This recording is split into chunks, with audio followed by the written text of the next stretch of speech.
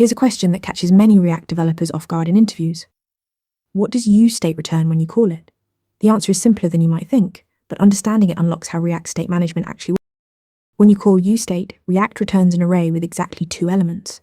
Not an object, not a single value, but an array. This is a fundamental design decision that affects how you use the hook in every component. The first element at index 0 is the current state value. Whatever you pass to useState as the initial state, or whatever value it's been updated to, that's what you get here. The second element at index 1 is a function that lets you update that state. Call this function with a new value, and React will re-render your component with the updated state. Here's where the array pattern shines.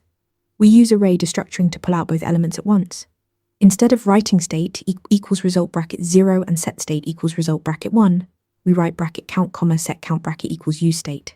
It's cleaner, more readable, and this is why you see this syntax in virtually every React tutorial. In practice, it looks like this. You call useState with an initial value like 0.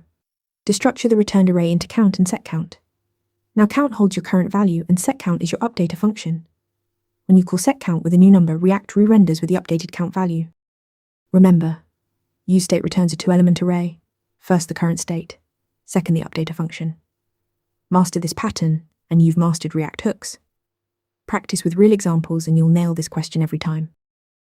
Want to nail questions like this in your next interview? Interview Mentor gives you hands-on practice with real questions. Every answer gets a grade with specific, personalized feedback. Track your progress across topics and difficulty levels.